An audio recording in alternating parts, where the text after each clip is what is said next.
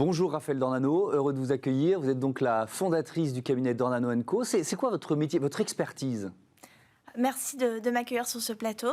Le cabinet que j'ai fondé, on réalise en fait des audits d'acquisition pour des fonds d'investissement, pour des corporates, particulièrement sur le secteur de la tech. Donc nous réalisons chaque année plusieurs centaines de missions de due diligence, c'est le terme, pour vraiment comprendre et appréhender les risques d'investissement sur différents secteurs. Et nous sommes particulièrement spécialisés sur le secteur de la tech. Nous couvrons à peu près 58 verticales dans ce secteur, allant du e-commerce, du software, de la climate tech dont on aura l'occasion de parler. On va beaucoup en parler, oui. Voilà, et nous avons donc développé des grilles d'analyse spécifiques pour vraiment appréhender ces modèles économiques et leurs particularités dans un contexte qui est aujourd'hui très porteur pour la tech et notamment la tech européenne. Et évidemment, pour ceux qui sont moins férus que nous, une verticale, c'est quoi ? C'est un secteur d'activité ?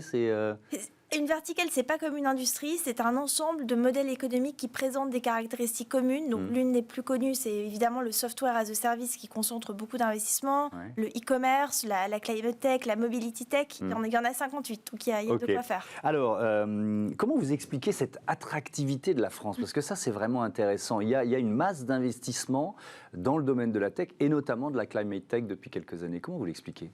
Alors, je dirais d'abord qu'on est dans un contexte qui est extrêmement porteur pour la climate tech, donc contexte qui est porteur depuis l'accord de Paris, donc fin 2015, qui a été renforcé donc par la COP26 de fin d'année dernière.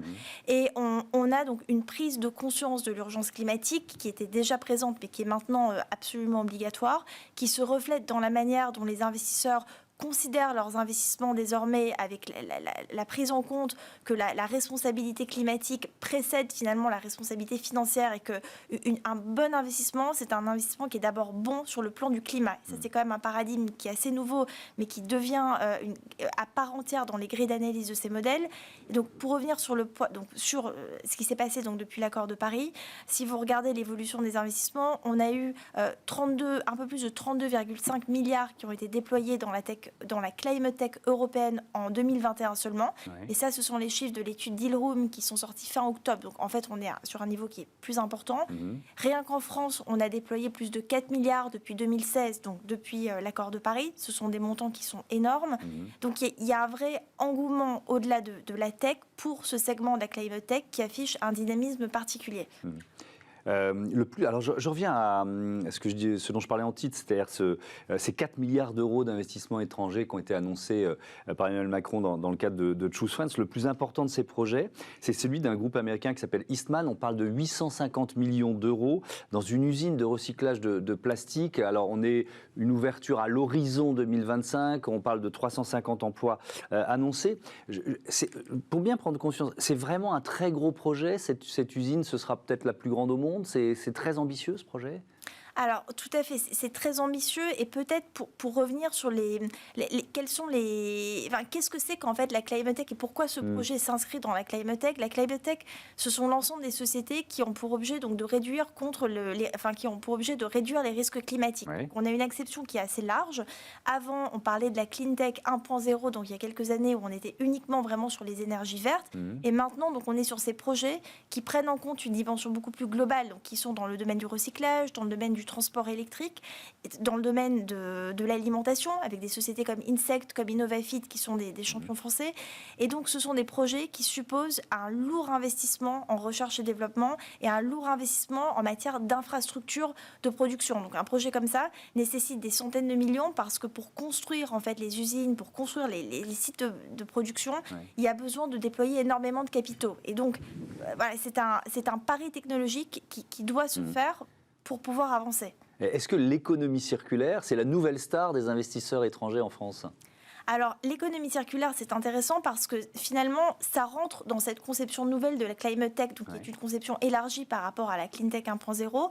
Et en effet, des sociétés comme Back Market, comme Vestiaire Collective, sont des sociétés, et il y en a beaucoup d'autres en France, on a des champions de l'économie circulaire, sont des sociétés qui participent indirectement à la lutte contre le réchauffement climatique et donc à la prise en compte d'un impact climatique meilleur, en permettant de consommer autrement et donc d'avoir une économie de la seconde main en quelque sorte. Donc ça y participe complètement dans cette conception plus large qui est celle de la climate tech et qui devient un impératif. Vous parliez de recherche et développement. Sont des investissements sur des temps longs dont on parle très souvent, ça explique les sommes engagées, c'est ça ? Alors, tout à fait. Prenons un exemple. Dans le secteur de la climate tech, vous avez une sous-industrie qui concentre la plupart des investissements. Ce sont les producteurs de voitures électriques et de camions électriques en particulier.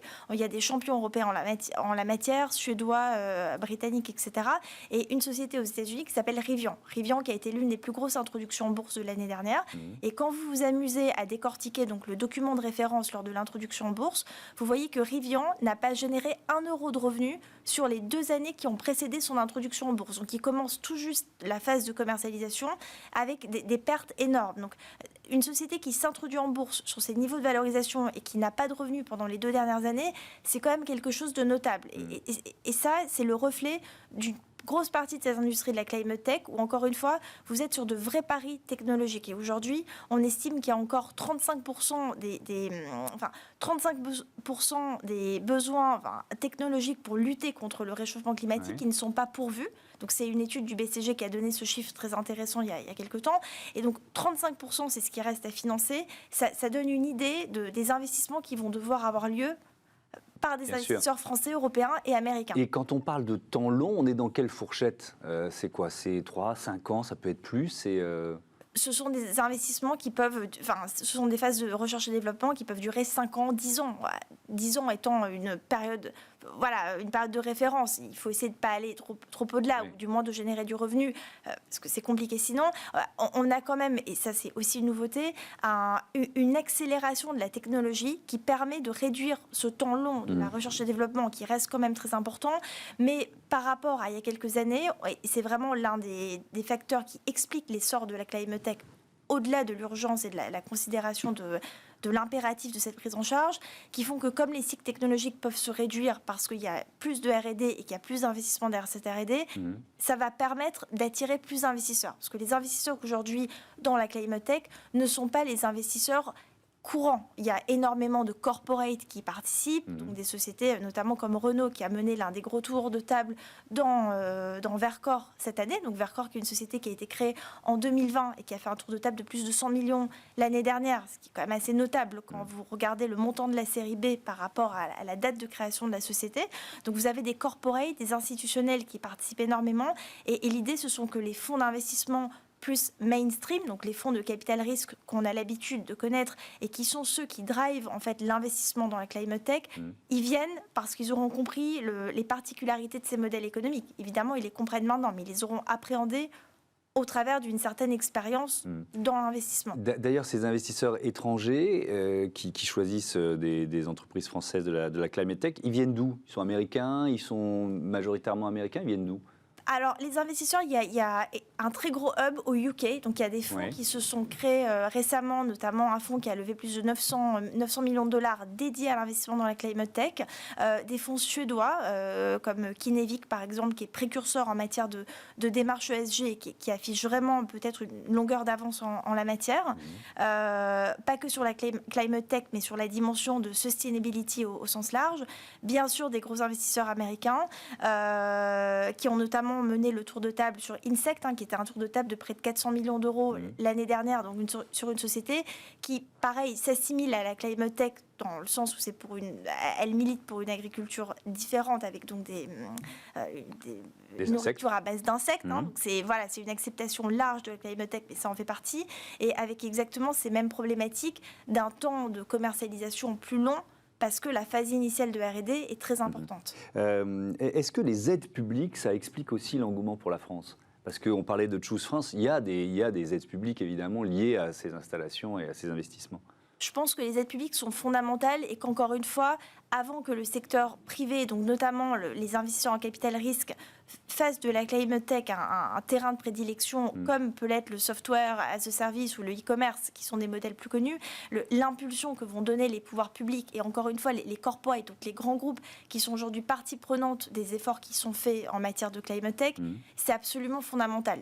L'un ne va pas sans l'autre et c'est ce qui explique aussi qu'on ait ce pool de talents et cette R&D formidable en France qui attire ces investisseurs. Parce qu'encore une fois, la capacité à réussir la R&D dans la climate tech est ce qui fait que vous êtes sur un bon modèle ou un modèle qui va échouer. Merci beaucoup, merci Raphaël Dornano, c'était passionnant. À bientôt sur Bismart. On passe à notre débat autour de la méthanisation.